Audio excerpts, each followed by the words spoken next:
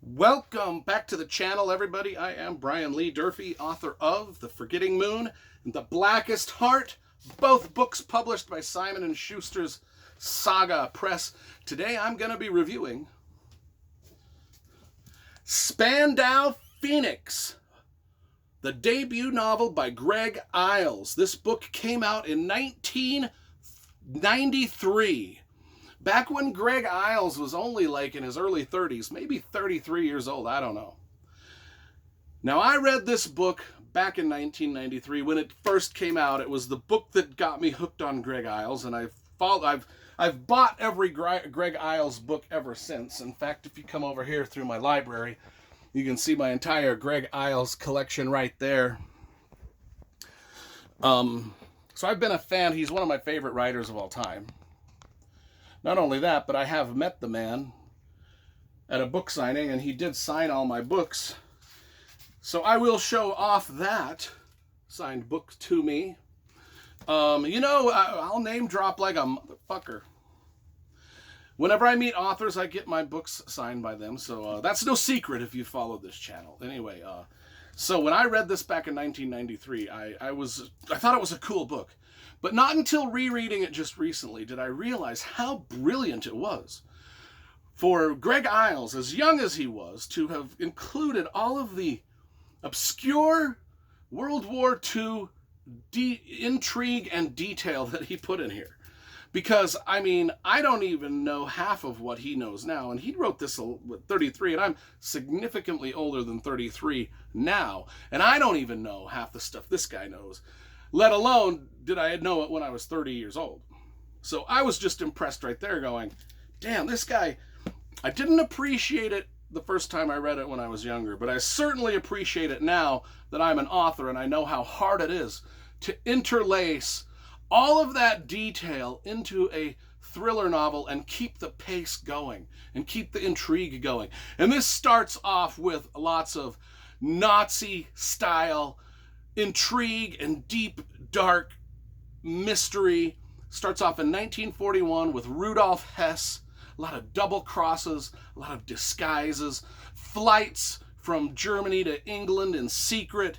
Well, let's just get into it. So the very first opening act, which is mentioned in the cover here, so I'm not giving away any spoilers, is Rudolf Hess has a body double. Him and his body double make a secret flight from Germany to Scotland. And I won't tell you why they're doing this, but I will just tell you that they look exactly alike. And in mid-flight, there's a lot of double crosses, a lot of weird stuff happening. Anyway, they're heading to a place called Dungaval Castle. Now, I actually Googled Dungaval Castle to see if it was a real place. It was. I Googled Holly Isle, which is an important part of it. And I Googled Rudolf Hess to see, because I did not know this. I didn't know that Rudolf Hess had made this flight. It was real. This is not made up.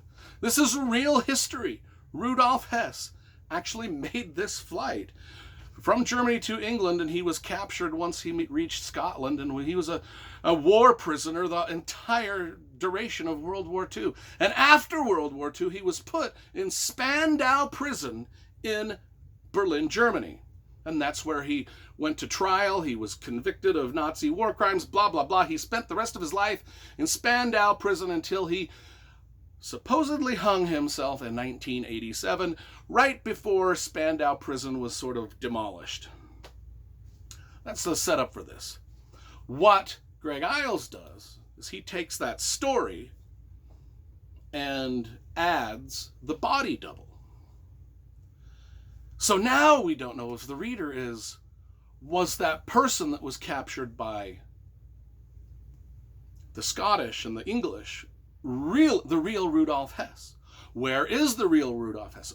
Did the real Rudolf Hess die in Spandau prison by suicide in 1987, as history says? Or was their body? What is this with all the disguises and mystery and who is who and who switched places with who when and how many times did they switch places? Did one live in South America in the lap of luxury his whole life? Or did the real Rudolf Hess actually served in the prison. Now, we jump to 1987. So that's the opening setup scene of the book. In 1987, as the prison as Spandau prison is being destroyed, there's a dude named Hans Apfel, and he is searching through the rubble of the prison and finds a sheaf of papers from someone named Prisoner Number 7, which just happens to be Rudolf Hess. He's prisoner number 7. Now, Hans wants to sell these papers because back then, after World War II, papers that were found and documents that were found that were written, that could be proved to be written by the real Nazi guys like Hitler and Hess and Rommel and everybody else that was involved in all that nonsense, they would sell for a lot of money. People bought that stuff. And so he's like, I've got these things. I think it looks like it's prisoner number 7. We all know prisoner number 7 is Rudolf Hess, and these papers are full of some wacky, wacky stories. And so he wants to sell them. Of course,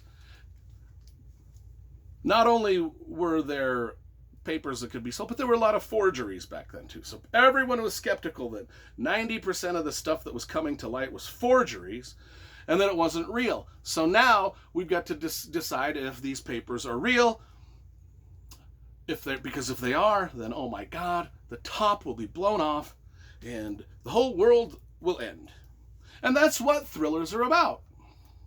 And so that's the basic setup of this. And it just goes on into more intrigue, double cross, Nazi intrigue, bad guys, good guys, vying to figure out what these papers are, what they mean, if it's going to mean the end of the world type of stuff. Just an absolutely great look into an obscure part of World War II history, twisting it around, making it into a great thriller. Greg Iles did a magnificent job on this, especially for a debut thriller, and which is no surprise. I mean, the guy's writing at genius level in his first book, and then every book that he's done after that has just been better and better and better. So I don't even know.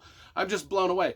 Now, I apologize to some of you because some of you have seen my Greg Iles collection sitting on my shelves for years, and you wonder why I haven't been reviewing them. Well, I just started. I said I'm going to start reviewing the Greg Iles books in order of publication. So we're starting with this first one. So the next one I read and review, actually I'll be rereading it and reviewing it, is, I think it's called The Black Cross.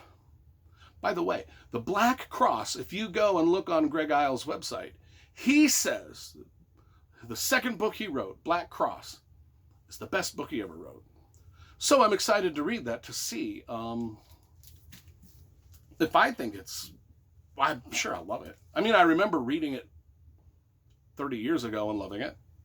Anyway, this is a nearly perfect thriller. I'm going to give it a 9.5 out of 10, almost a 9.75 out of 10. It's that fucking good.